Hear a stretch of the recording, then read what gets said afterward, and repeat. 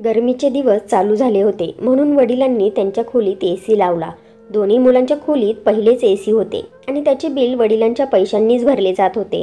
यावेळेस 25,000 रुपये बिल आले म्हणून मुलांनी रागात आईवडिलांच्या खोलीतला एसी काढून विकून टाकला आणि आईवडिलांना छतावरच्या खोलीत पाठवले जिथे साधा पंखासुद्धा नव्हता। खूपच गरमीमुळे त्यांचे आईवडील आजारी पडले आणि रातोरात घर सोडून निघूनही गेले। परंतु जेव्हा दुसऱ्या दिवशी मुलं ऑफिसला जाण्यासाठी बाहेर निघाली तेव्हा त्यांना खूपच मोठा धक्का बसला, कारण उन्हाळ्याचे दिवस चालू झाले होते। गरमी इतकी वाढली होती की अंगाची लाहीलाही होत होती। तापमान 47°C वर गेले होते। भर दुपारी जेव्हा सुधाकरराव पुन्हा घरी आले तेव्हा घामाने ओले चिंब झाले होते। घरी आले तर पत्नी सुमनबाई समोरच बसल्या होत्या। सुधाकररावांचा श्वास खूप फुलला होता। ते आपल्या पत्नीला म्हणाले, सुनीलची आई, मला थंड पाणी प्यायला दे, नाहीतर असे कर लिंबू पाणी बनवून दे। माझ्या छातीत काहीतरी होत आहे, असे वाटत आहे की कोणता तरी झटका येईल। सुधाकररावांचे बोलणे ऐकताच त्या पटकन उठल्या आणि किचनमध्ये जाऊन लिंबू पाणी बनवून आणले आणि सुधाकररावांना प्यायला दिले। लिंबू पाणी प्यायल्यानंतर त्यांना थोडीशी शुद्ध आली होती। खूप गरमीमुळे आणि घामामुळे बीपी लो व्हायला लागला होता। ते आपल्या पत्नीला म्हणाले, आता तर ही गरमी सहन होत नाही, पण आपण तरी काय करू शकतो? महागाई खूपच वाढत चालली आहे। खर्च इतका होत आहे की महिन्यानंतर संपतो आणि पैसे पहिलेच संपून जातात। पत्नी म्हणू लागल्या, सुनीलचे बाबा, सुनीलच्या खोलीत एसी लागला आहे आणि अनिलच्या सुद्धा खोलीत एसी आहे। तुम्ही असं करा, कोणता तरी सेकंड हँड एसी घेऊन आपल्या खोलीत सुद्धा लावा। अहो, आजकाल तर हप्त्यावर सुद्धा एसी मिळतात आणि मी ऐकले आहे की आता असे एसी आले आहेत की त्याच्यामुळे बिल सुद्धा कमी येते। सुधाकररावांनी खांद्यावर ठेवलेल्या रुमालाने घाम पुसला आणि रिकामा ग्लास समोरच्या टेबलवर ठेवला आणि म्हणू लागले, तू बरोबर बोलत आहेस। खरं तर माझी एक भिशी चालू आहे जी या महिन्यात संपणार आहे। माझाच नंबर शेवट आहे, 50,000ची आहे आणि यामध्ये आपला एसी नक्कीच येईल। जिथे 2 खोल्यांच्या एसीचा बिल भरला जातो, आपला सुद्धा भरला जाईल आणि तसेही हे बिल माझ्याच पेन्शनने भरले जाते। हे ऐकून सुधाकररावांच्या पत्नीने म्हणजे सुमनबाईने सुखाचा श्वास घेतला होता। घर खूपच मोठे होते आणि सुनील आणि अनिलची खोली सुद्धा खूप मोठी होती। दोघांनीही एक मुलं होते, परंतु 2-2 टनचे एसी लावले होते। त्यांच्या खोलीत एसी रात्रंदिवस चालू असायचा। लग्नानंतर लगेच दोन्हीही सुनांनी सासूबरोबर पटवून घेतले नव्हते आणि नाही त्यांनी सासू सासऱ्यांची जबाबदारी उचलली होती। सुमनबाई सुधाकररावांचा आणि त्यांचा स्वयंपाक वेगळा बनवत होत्या। जेव्हा सुमनबाईंना कळाले की आपल्या सुना आपल्याशी नीट बोलत नाही आणि त्यांचे काम करण्यास त्यांना आवडत नाही, तेव्हा कोणताही वादविवाद न करता सुमनबाई म्हणाल्या होत्या, मुलींनो, तुम्ही आमची चिंता करू नका, तुम्ही फक्त आपापल्या पतीचा स्वयंपाक करा। घरातले वातावरण याचमुळे चांगले होते की सुमनबाईंनी कधीच सासू होण्याचा प्रयत्न केला नव्हता। कधीच त्या आपल्या सुनांना उलटसुलट बोलल्या नव्हत्या। नाही कधी त्यांनी आपल्या सुनांच्या कामात अडकाठी केली होती। सुनांना जसं वागायचं आहे तशा त्या वागून देत होत्या, कारण त्यांना घरात भांडणं वादविवाद आवडत नव्हते आणि आपल्या घरातला तमाशा बाहेरच्या लोकांनी पाहावा असे सुद्धा त्यांना वाटत नव्हते। त्यामुळे सुमनबाई त्यांचा आणि सुधाकररावांचा स्वयंपाक स्वतः करत असायच्या, परंतु घरातला खर्च एकत्रच होता। लाईट बिल सुधाकररावांच्या पेन्शनने भरले जात होते आणि बाकीचे खर्च त्यांची मुलं पूर्ण करत असायची। घरातले राशनसुद्धा एकत्र होते, यामुळे ज्याला हवे ते शिजवत होते। परंतु सुधाकररावांना आपल्या मुलांबद्दल कायमच तक्रार असायची की संपूर्ण आयुष्य त्यांनी मुलांना लहानाचे मोठे करताना खूप गोष्टींचा त्याग केला होता, परंतु मुलांनी लग्न करून त्यांच्या बायकांची साथ दिली होती। दुसऱ्याच दिवशी सुमनबाईंच्या बहिणीचा मृत्यू झाला। सुधाकररावांची तब्येत ठीक नव्हती, त्यामुळे त्यांना प्रवास करायचा नव्हता, परंतु सुमनबाई खूप रडत होत्या।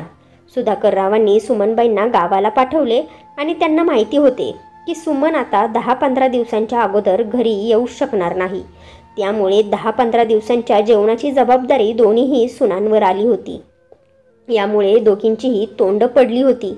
सुधाकररावांना शुगरचा आजार होता, त्यामुळे त्यांना नाश्ता सकाळी 9 वाजताच लागत होता, परंतु दोन्हीही सुना सकाळी 11 वाजेपर्यंत एसीवाल्या खोलीतूनच बाहेरच निघत नव्हत्या। सुधाकररावांनी आपल्या मुलांना सांगून ठेवले होते की जोपर्यंत तुमची आई येत नाही, तुमच्या बायकांना सांगा की मी सकाळचा नाश्ता 9 वाजता करतो, त्यामुळे यांना लवकर उठवून मला नाश्ता द्यायला सांगा। बाबांचे बोलणे ऐकून दोघांनीही होकारार्थी मान हलवून आपल्या खोलीत निघून गेले होते. परंतु त्यांच्याही कपाळावर आठ्या पडल्या होत्या, कारण त्यांना माहिती होते की आपल्या बायका धैर्य आणि सेवा करणाऱ्यातल्या अजिबात नाही. परंतु दुसऱ्याच दिवशी 9 वाजता दोन्ही मुलांच्या बायका किचनमध्ये उपस्थित होत्या. परंतु भांडी जोरजोरात आपटत होत्या. सुधाकरराव जेव्हा आपल्या खोलीतून बाहेर आले तेव्हा आपल्या सुनांची बडबड त्यांनी ऐकली होती. मोठी सून छोट्या सुनेला म्हणत होती, स्वतः काहीतरी खोटं नाटक करून गावाला गेली आणि या म्हाताऱ्याला आपल्या जीवावर सोडून गेली. तेव्हा छोटी सून म्हणू लागली, नाहीतर काय, एकतर या म्हाताऱ्याचे खूपच नाटकी असतात. नाश्ता 9 वाजताच पाहिजे, दुपारचे जेवण 1 वाजताच पाहिजे, संध्याकाळचा चहा 4 वाजता पाहिजे. बाई बाई, माहिती नाही हे दिवस कसे जातील. एकतर मुलं रात्रभर झोपून देत नाही, त्यांना झोपवताच रात्रीचे 2 वाजून जातात. आणि आता सकाळी लवकर उठा आणि या महाराजांना नाश्ता बनवा. आपल्या दोन्ही सुनांचे बोलणे ऐकून सुधाकररावांना खूपच वाईट वाटले होते. सुधाकरराव सकाळी उठायच्या अगोदरच सुमनबाई त्यांच्यापुढे नाश्ता ठेवत होत्या. नाश्त्यामध्ये सुधाकरराव मोड आलेले कडधान्याची भाजी खात होते आणि 2 फुलके घेत असायचे. परंतु सुनांनी बेकरीची बिस्किटं आणि 1 कप चहा बनवून टेबलवर ठेवला होता. चहामध्ये जास्त पाणी होते आणि चहापत्तीसुद्धा जास्त टाकली होती. सुधाकरराव कडक चहा पीत नव्हते. त्यांच्या डोळ्यात खूप दुःख साठले होते. जेव्हा त्यांनी चहाचा 1 घोट घेतला तेव्हा चहा खूपच कडू लागला. त्यांनी चहा पुन्हा टेबलवर ठेवला. दोन्हीही सुना आपल्या खोलीत निघून गेल्या होत्या. आज तर ऊन खूपच कडक होते. बाहेर अजिबातच हवा नव्हती आणि घाम आहे की सुखायचे नावच घेत नव्हता. सुधाकरराव आंघोळ करून आत्ताच बाहेर आले तरीही घामाने ओले चिंब झाले होते आणि त्यात कडू चहाच्या एका घोटाने तोंडाची चव कडू करून टाकली होती. त्यांनी आपल्या डोळ्यातले अश्रू साफ केले आणि आवरून किचनमध्ये निघून गेले. किचनमध्ये पाहिले तर पूर्ण किचन अस्ताव्यस्त झाला होता. सुमनबाईंना तर खूपच स्वच्छता आवडत होती. रात्रीचा हा सुद्धा ती विचार करत नव्हती की भांडी सुनांची आहे की आपली. पूर्ण किचन साफ करूनच खोलीत झोपायला येत होती. कोणत्याच गोष्टीवरून सुनांशी त्या कधीच भांडत नव्हत्या. सुनांना वाटले तर त्या काम करत असायच्या, नाही वाटले तर त्या असंच बसायच्या. कधी कधी तर असे व्हायचे की दोन्ही सुना स्वयंपाक करत नसायच्या आणि मग दोन्ही मुलं आईला म्हणायची, आई, जे बाबांना खायला बनवले आहे तेच आम्हाला दे. बिचाऱ्या सुमनबाई काहीच बोलत नसायच्या आणि गरम गरम चपात्या त्यांना लाटून देत असायच्या. संपूर्ण जीवन सुमनबाईंनी सुधाकररावांना गरम गरम चपात्या लाटून दिल्या होत्या. त्यांना त्या ताजे जेवणच देत असायच्या. जर कधी रात्रीची चपाती राहिली तर सकाळी त्या गरम करून नाश्त्यामध्ये स्वतः खायच्या. परंतु कधीच सुधाकररावांना रात्रीची शिळी चपाती किंवा भाजी खायला दिली नव्हती. पत्नी आणि सून होण्याचे कर्तव्य सुमनबाईंनी पूर्ण केले होते. पण त्यांच्या सुना याच्यापासून खूपच लांब होत्या. 1 नंबर आगाऊ आणि कामचोर होत्या. सुधाकररावांनी किचनची अवस्था पाहिली. रात्रीची खरकटी भांडी तशीच पडली होती. किचन खूप मोठे आणि चांगले होते, परंतु यावेळी खूपच घाण झाले होते. सुधाकररावांनी फ्रीज खोलला, तिथून ब्रेड काढला आणि बटर काढले. 2 स्लाइस घेऊन त्याच्यावर बटर लावले आणि ते खाल्ले आणि पाणी पिऊन ते ब्रेड आतमध्ये ढकलले. डोळ्यात अश्रू होते. पत्नीची खूपच आठवण येत होती, परंतु दुःख आणि त्रास एवढा होता की त्यांना परत बोलावू शकत नव्हते. दुपारचे जेवण सुद्धा त्यांना शिळे दिले होते. रात्रीची चपाती आणि भाजीसुद्धा रात्रीचीच होती. एकतर गरमी खूप होती आणि दुसरीकडे लोड शेडिंग सुद्धा होते. त्यामुळे गरमीमुळे फ्रीजने सुद्धा काम करणे सोडून दिले होते. रात्रीची भाजी खराब झाली होती. त्यातून घाण वास येत होता. सुधाकरराव विचार करत होते की आजपर्यंत या 35 वर्षात सुमनने कधीच त्यांना शिळी चपाती किंवा भाकरी खाऊ घातली नाही. शिळी भाजी बघून आणि तिचा वास घेऊन सुधाकररावांना उलटी येऊ लागली. त्यांनी ते जेवण तिथे सोडले आणि आपल्या सुनेला म्हणाले, सुनबाई, मला 1 ग्लास दूध दे. पण सुनेने लगेच उत्तर दिले की एकतर बाबा, तुमचे नखरे खूपच वाढले आहेत. आता मी भाजी चपाती दिली होती ना, तर तुम्हाला लगेच दूध आठवले. आपल्या सुनबाईचे असे बोलणे ऐकून सुधाकररावांना खूपच राग आला. ते म्हणाले, तुझ्या बापाला तू जेवण असे खायला घालत होती का? त्या भाजीचा वास घेऊन बघ, किती घाण वास येत आहे आणि ती चपातीसुद्धा रात्रीचीच आहे. तसे तर सुधाकररावांना सुमनबाई सांगून गेल्या होत्या की सुनांना जास्त काही बोलू नका. परंतु सुधाकररावांचा संयम तुटला होता. सुधाकर रावांचे बोलणे ऐकून मोठ्या सुनबाईचे तोंडच पडले. ती रागाने लालबुंद झाली. म्हणू लागली, मग तुमच्या बायकोला बोलवा. तुम्हाला तर त्याच सांभाळू शकतात. काही नाटके आहेत. कधी हे खायचे नाही, कधी ते खायचे नाही. चांगली तर भाजी आहे, पण यातून महाराजांना वास येतोय. नखरे तर बघा, जसं काय संपूर्ण घराचा खर्च यांनीच उचलला आहे. मोठी सुनबाई कोणतीच लाज लज्जा न बाळगता आपल्या सासऱ्याला खूप काही बोलली होती आणि स्वतःच्या खोलीत निघून गेली होती. तिचा 8 वर्षाचा मुलगा किचनच्या दरवाजावर उभा राहून सगळं काही बघत होता. सुधाकर रावांनी आपल्या डोळ्यातून येणाऱ्या अश्रूंना साफ केले होते.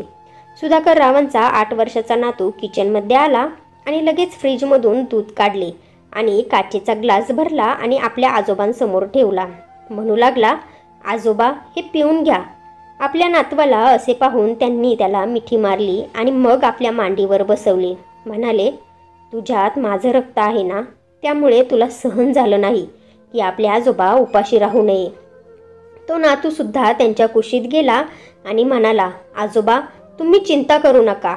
जेव्हा मम्मी म्हातारी होईल ना, तेव्हा मी सुद्धा माझ्या बायकोला म्हणेल की तिला शिळं अन्न खायला दे.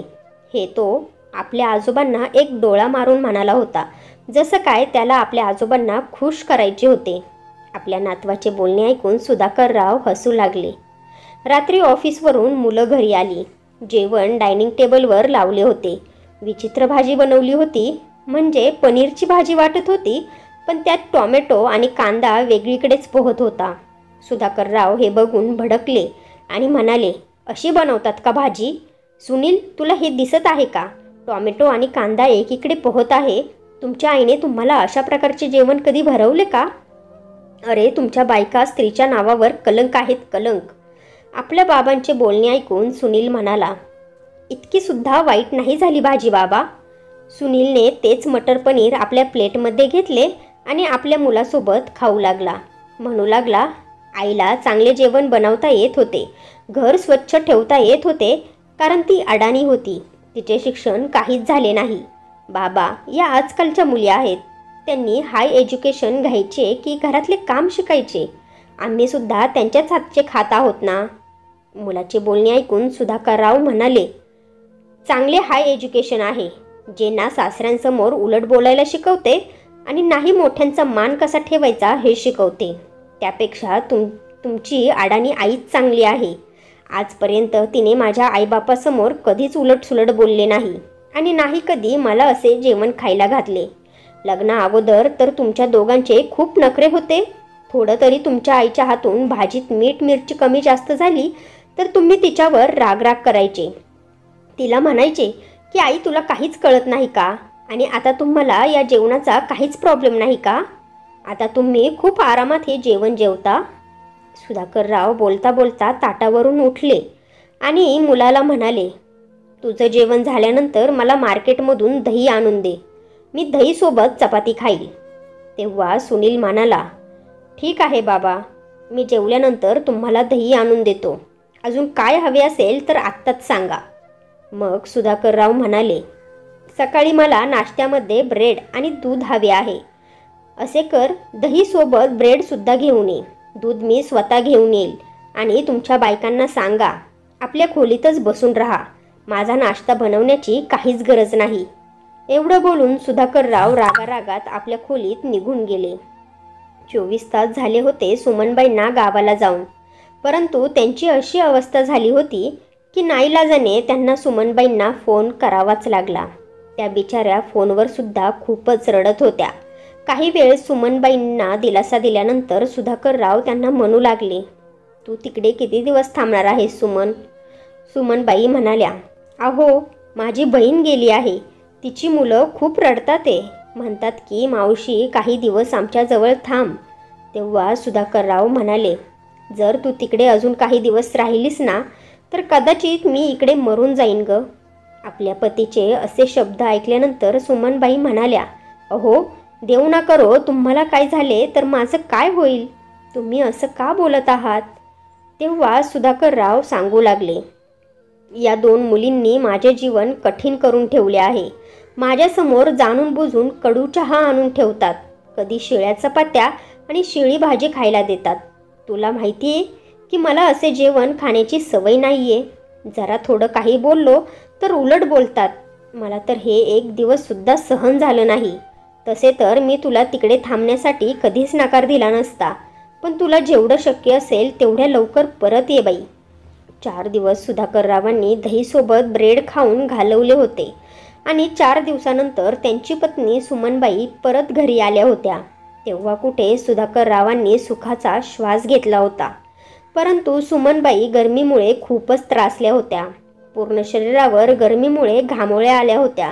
म्हणू लागल्या, गावाला सुद्धा खूपच गरम होत होते. ते तर अभिमन्यूने आपल्या खोलीत AC लावून ठेवला होता. मला तर तो तिकडेच झोपायला सांगत होता.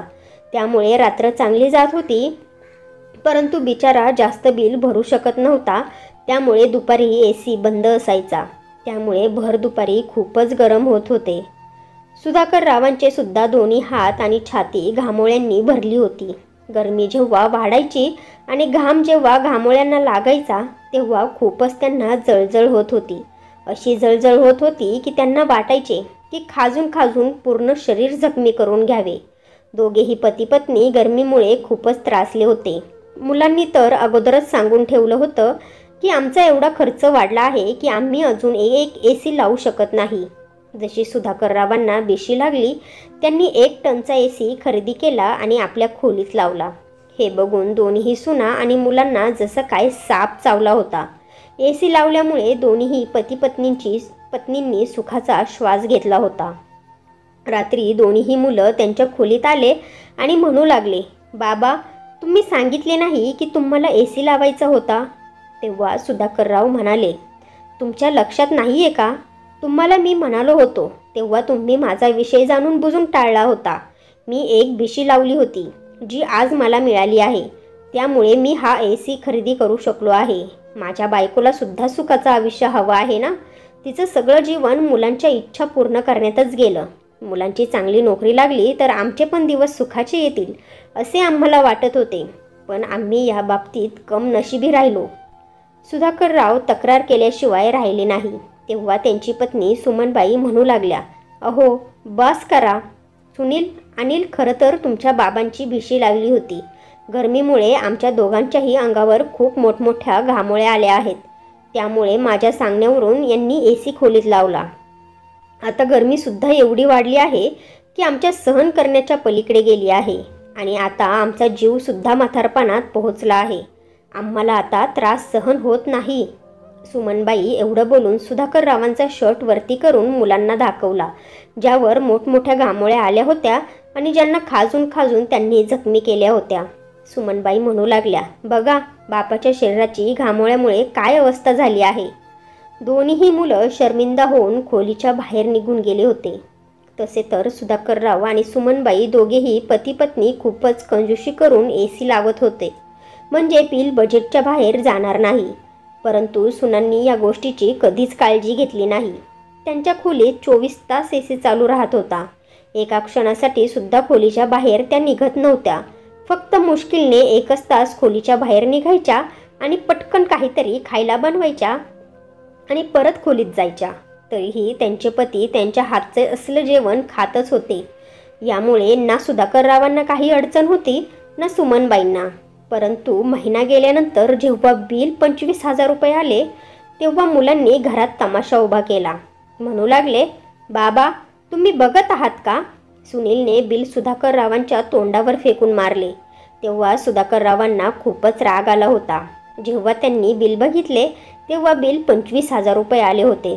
तसे दर महिन्याला त्यांच्या घराचे बिल 20,000 पर्यंत येत होते, जे त्यांच्या पेन्शनने भरले जात होते. सुधाकरराव म्हणाले, मग काय झाले, आता घरात 3 AC चालू झाले आहेत म्हटल्यावर बिल एवढंच येणार ना. तेव्हा सुनील म्हणाला, हो पण याला भरणार कोण? तेव्हा सुधाकरराव म्हणाले, अरे पहिले बिल माझ्या पेन्शनने भरले जात होते, आता 5,000 तुम्ही टाका. तेव्हा सुनील म्हणू लागला, माझी काय लॉटरी लागली नाही की मी 5,000 रुपये बिल भरू शकेल. खूप मुश्किलने मी घर खर्च चालवतो आणि मग माझा मुलगा सुद्धा महागातल्या स्कूलमध्ये शिकत आहे. त्यालाच महिन्याची 10,000 फी लागते. मी तर ते 5,000 रुपये भरू शकणार नाही. तेव्हा छोटा मुलगा अनिल म्हणू लागला, मी तरी कुठे लाखात कमावतो. मला सुद्धा माझ्या मुलाचे ॲडमिशन करायचे आहे आणि ॲडमिशन फी 50,000 रुपये आहे. मला तर ते सुद्धा जमा होत नाही. मग मी बिल कसं भरू शकेल? तेव्हा सुधाकरराव म्हणाले, मागच्या काही वर्षांपासून माझ्या पेन्शनने तुमच्या दोघांच्या एसीचे बिल मी भरत आहे आणि स्वतः गरमी सहन करत आहे. आता जेव्हा माझी बारी आली तर तुम्ही लोक इतकं सुद्धा करू शकत नाही का? असं करा, आपापले खर्च स्वतः करा आणि लाईट बिल सुद्धा स्वतःच भरा. मी माझे स्वतः भरेल. राहिला प्रश्न राशनचा, तर मला महिन्याची पेन्शन 20,000 रुपये मिळते. मी यानेच माझा आणि बायकोचा खर्च भागवेल. सुधाकरराव एवढेच बोलले होते की दोन्हीही मुलं खूपच भडकली. म्हणू लागली, मग असे करा, तुमच्या घराचा बंदोबस्त सुद्धा वेगळा करा आणि इथून निघायची तयारी करा. आपल्या मुलांचे असे बोलणे ऐकून सुधाकररावांना खूपच राग आला. म्हणू लागले, मी माझे घर सोडून का जाऊ? तुम्हाला जायचे असेल तर जा. दोन्हीही मुलं भांडण करण्यासाठी पुढे आले तर सुमनबाई म्हणू लागल्या, तुम्हाला लाज वाटत नाही का? आपल्या स्वतःच्या बापाला मारण्यासाठी पुढे येत आहात? मागे व्हा. आपल्या आईचे बोलणे ऐकून त्यांनी स्वतःच्या आईला जोरात धक्का दिला. बिचाऱ्या सुमनबाई जमिनीवर पडल्या आणि अनिलने आपल्या बापाचा हात सुद्धा जोरात पकडला. म्हणू लागला, हे घर फक्त तुमचे नाही, या घरावर हक्क आमचा सुद्धा आहे. हे घर आमचे सुद्धा आहे. त्यामुळे आमच्या डोक्यावर चढण्याचा प्रयत्न करायचा नाही. आम्ही एवढं बिल भरू शकत नाही आणि जर बिशी उचलली होती तर आम्हाला द्यायची होती ना. तसेही आम्ही आमच्या खर्चासाठी खूपच त्रासात आहोत. ही गोष्ट अनिल म्हणाला होता तेव्हा सुनील म्हणू लागला, सोड त्यांचा हात. त्यांच्या खोलीतला एसी काढून घेऊ आणि विकून टाकू. तसाही तो नवीन एसी आहे, त्यामुळे आरामात विकला जाईल आणि या दोघांना छतावरच्या खोलीत टाकून देऊ. म्हातारीने उरलेले आयुष्य तिथेच घालवले तर चांगलंच होईल. अनिलने सुधाकररावांचा हात इतक्या जोरात पकडला होता की त्यांच्या हातात खूपच वेदना होऊ लागली होती. त्यांना वाटत होते की त्यांच्या हाताचे हाडच तुटले आहे. ते वेदनेने ओरडू लागले. सुमनबाई सुद्धा रडायला लागल्या होत्या, कारण त्या जमिनीवर खूपच जोरात पडल्या होत्या. तरीही उठून सुधाकररावांसोबत उभ्या राहिल्या होत्या. दोन्हीही मुलांनी त्यांचे सामान खोलीतून बाहेर काढले आणि छतावरच्या खोलीत टाकून दिले, जिथे साधा पंखा नव्हता ना लाईट होती. दोन्हीही मुलं आईबापाला म्हणाली, आता जा आणि वरती जाऊन झोपा. आम्ही हा एसी काढून विकून टाकतो. मुलांनी असेच केले. एसी काढला आणि विकून टाकला. दोन्हीही पती पत्नी खूपच रडले होते. मुलांसाठी सगळ्या गोष्टींचा त्याग करून ते म्हातारपणात पोहोचले होते आणि आता वेळ सुखाने जगण्याची आली होती की मुलांनी त्यांचे जीवन कठीण करून ठेवले होते. दोन्हीही मुलांनी असे तोंड चालवले आणि उद्धटपणा केला होता की आईबापाने त्यांचं नाव घेणं सोडलं होतं. छतावर तर पत्र्याची खोली होती, त्यामुळे तिथे गरमी अजूनच जास्त होती. दोन्हीही मुलांनी खाली घरावर ताबा टाकला होता. त्यांच्या खोलीला सुद्धा कुलूप लावून टाकले होते, म्हणजे आईबाप आपल्या खोलीत परत येऊ शकणार नाही. भर दुपारी जेव्हा गरम हवेची लाट त्यांच्या कानावर पडायची आणि घाम त्यांच्या जखमांवर लागायचा, तेव्हा त्यांना वेदनेने खूपच त्रास होत होता. एक रात्री तर दोघांनीही घर सोडले. जेव्हा दोन्ही मुलांना कळाले की आईबाप घरातून निघून गेले आहे, तेव्हा त्यांना काहीच फरक पडला नाही. उलट त्यांनी आनंद व्यक्त केला होता की आता पूर्ण घरावर ताबा फक्त त्यांचाच असेल, कारण आईबाप तर स्वतः घरातून निघून गेले होते. परंतु जेव्हा दुसऱ्या दिवशी दोघेही ऑफिसला जाण्यासाठी तयार झाले आणि घरातून बाहेर निघाले आणि ऑफिसमध्ये पोहोचले, तर त्यांच्या बॉसने दोघांनाही नोकरीवरून फायर केले होते. सुनीलचा बॉस म्हणाला की तू माझी खूपच महत्त्वाची फाईल हरवली आहेस, ज्यामुळे मला लाखोंचे नुकसान झाले आहे. त्यामुळे मी तुला नोकरीवरून काढून टाकत आहे. अनिलचा बॉस म्हणाला, मी तुला पैशांची हेराफेरी करताना बघितले आहे. तू तुझीच ऑर्डर घेतो, माल माझ्या फॅक्टरीमध्ये तयार करून घेतो आणि तू त्यांना स्वतः विकतो. स्वतःचा फायदा करून घेतो आणि कंपनीचे नुकसान करतो. अनिल असा व्यवहार करत होता की कंपनीचे प्रोडक्ट चोरत होता आणि गुपचूप विकत होता, म्हणजे त्याला वेगळे पैसे मिळतील. कारण पत्नी आणि मुलांचे खर्च वाढतच चालले होते. त्यांच्या पत्नीच्या खूप मोठमोठ्या इच्छा होत्या, यामुळे त्यांना नोकरीतून हात धुवायला लागला होता. आणि जर त्यांनी आईवडिलांचे मन दुखावले होते तर ही वेळ त्यांच्यावर येणारच होती ना. सुनील आणि अनिल दोघेही रडत रडत घरी आले होते. जेव्हा बायकांना हे कळाले तेव्हा त्यांनासुद्धा खूपच टेन्शन आले होते. जेव्हा त्यांनी आपल्या बायकांना शिव्या दिल्या की तुमच्यामुळे आम्ही आमच्या आईबापाला घरातून बाहेर काढले आहे, त्यामुळे आज आमच्यावर ही परिस्थिती आली आहे की आता आम्हाला उपाशीच राहावे लागेल. चांगली बाबांची पेन्शन येत होती, तेवढा तरी आपल्याला आधार झाला असता, पण आता करायचं काय? सुधाकरराव आणि सुमनबाई गावी गेले होते. सुमनबाईच्या ज्या बहिणीचा मृत्यू झाला होता तिचा मुलगा अभिमन्यू खूप चांगला होता. या दोन्ही पती पत्नीला त्याने आपल्या घरात राहायला जागा दिली होती. त्याने आपल्या आईवडिलांसारखे त्यांना प्रेम दिले, त्यांची खूप सेवा केली आणि महत्त्वाचं म्हणजे त्यांना AC वाली खोली राहायला दिली. सुधाकररावांनी पुन्हा शहराकडे वळून पाहिले नव्हते, परंतु त्यांच्या मनात आपल्या मुलांबद्दल कायमच शाप निघत होते. दोन्ही मुलांची परिस्थिती एवढी खराब झाली होती की त्यांना त्यांचे घरसुद्धा विकायला लागले होते. एवढेच नाही तर ते दोघेही आपल्या बायकांच्या माहेरी राहू लागले होते, पण कायम त्यांना आपल्या बायकांचे आणि त्यांच्या घरच्यांचे टचके टोमणे ऐकायला लागत होते. आपल्या आईवडिलांना निराधार करण्याचे हेच फळ मिळते ना? तर मित्र आणि मैत्रिणींनो, आपल्यासाठी आपल्या आईवडिलांनी खूपच आयुष्यभर खस्ता खाल्लेले असतात. खूप गोष्टींचा त्यांनी त्याग केलेला असतो. त्यांनी आपल्याला खूप कष्ट करून लहानाचं मोठं केलेलं असतं. मग जेव्हा आपली वेळ येते तेव्हा आपण आपले कर्तव्य करण्यापासून मागे का हटतो? तर फ्रेंड्स, तुम्हाला ही स्टोरी आवडली असेल तर व्हिडिओला लाईक करा आणि आपल्या नात्यांचा स्पर्श या चॅनेलला सबस्क्राईब करा आणि बेल आयकॉनवर क्लिक करून ऑलवर सेट करा, म्हणजे पुढची व्हिडिओ तुम्हाला लगेच मिळेल. धन्यवाद.